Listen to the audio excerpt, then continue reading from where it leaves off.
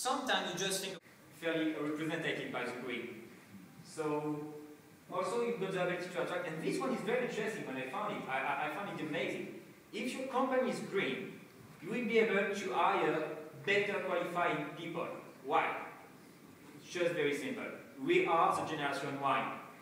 Okay? And the Generation Y like choosing the company on some value. We don't looking anymore for money. Of course we do. But we like to be cool in our environment and our company. And the people with the better qualification are able to choose the company. And they will now not choose a company because we give them the most money, but if you're green, that's the point that will help them to go inside your company. So that's a very important fact to take, and it's a long-term transaction cost benefits. So here we go, we got the short term, the long term. You don't have a good way or a bad way. It looks like you have to be sustainable because it's a good way. No, it depends on how your company evaluates the risk, and it belongs to you and to your company. Like I say, all companies are not equal face to this. So it depends on you and on the manager and on the company how they relate to these issues. So thank you for your attention. I hope you got a lot of questions. Anyway, if I don't have the time to answer everyone, feel free to LinkedIn me at my name, RichardGreenwich, and I will answer you by mail and give you more information when my research will be finished as well.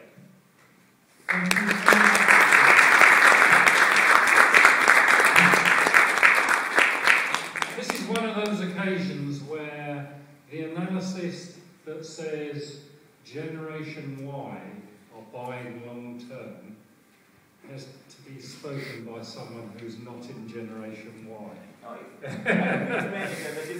Is anybody who's before Generation Y who'd like to ask a question? Thank you, Richard. I'm Generation X. But I'm moving to Generation Y. I have a question. In your research, Richard, were you able to quantify the impact of reputation and image on transaction cost? Thank you for the question. It's very interesting, and as I said, the impact about brand reputation is a soft transaction cost. So it means that it's very hard to quantify. You can do it. I could have done it for one example, for instance. It's true that I should have done it. For instance, you take one case in one context.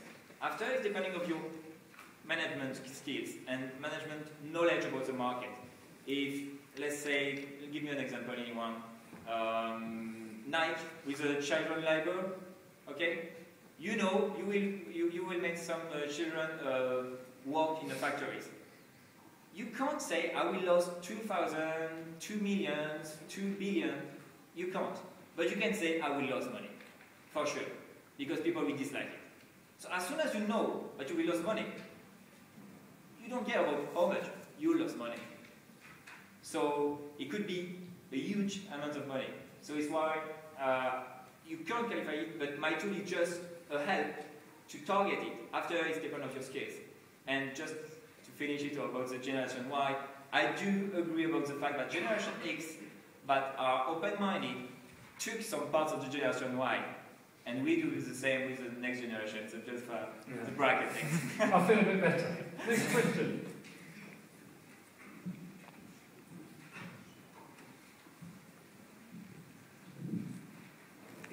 Yes, the question is around sustainable sourcing.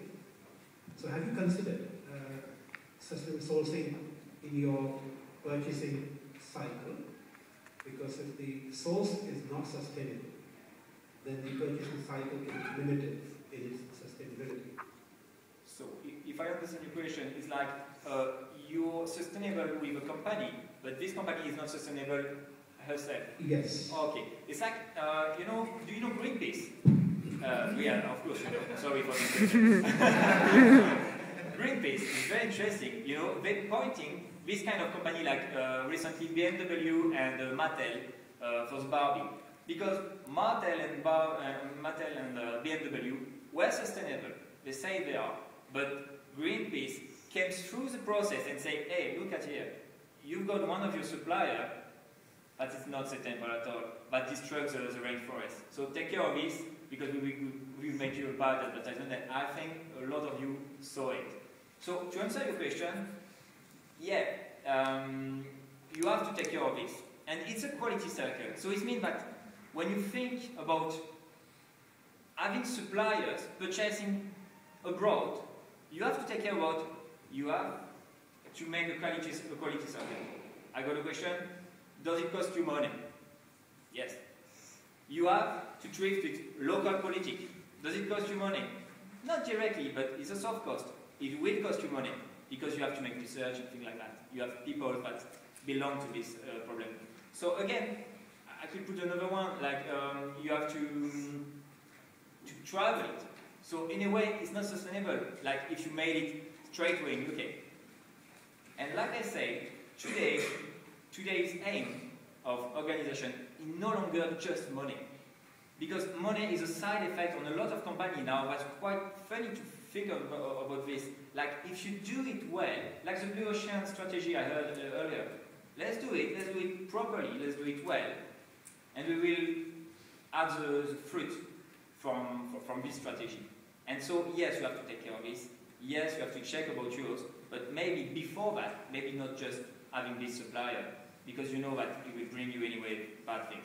And in the cost, it will cost you bad reputation, it will cost you on money, on environmental issue, because to me, maybe to you too, if you build something in your factory and say, well, my part is sustainable, if you bring a part from a supplier that just destroys the rainforest, you're responsible. I'm not if you think to, but for me it's true. You're responsible. You have to take care of this. What Nike did for children, now is a new challenge. Great. Did I answer? Thanks. May I ask a question? Yeah, of course. Has any of your research looked at benchmarking? Because one of the things, for me as a consumer or as a business, is that actually price differences are another way of determining how much the soft costs are. So kind of in a retail environment, you'll know with certain retailers that you're paying a premium price, and the difference between that and other retailers is in effect the cost of some of these soft costs. It's affected. Just to go back on what you say, it's very interesting because the benchmark, I haven't studied it very carefully, but I can say that it's what I said about the risk. The company that like taking risk and company that are fair of doing something risky. For instance, today you've got these issues about doing green things. What 90% of companies do, they just sit on the side, watch over company and say, do it, I'll watch. That's it.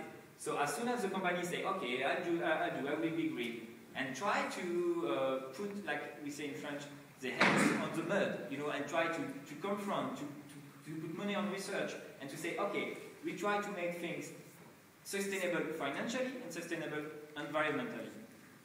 These companies are leaders, and you've got followers. The risk is, today, benchmarking, everybody wants to be on the good side of benchmark. It means we all want to see, let's overtake risk, and just follow, and say, okay, we're good now, but the others who did everything. So benchmark is very important, but the problem is, if you think about benchmark right now, maybe nobody will move, and that's a shame. Okay, one last question. Okay, before you sit down, I've got one little surprise. Because it's such an important event for us, on behalf of the University of Greenwich, a small gift, memento of your time here. Please, a round of applause.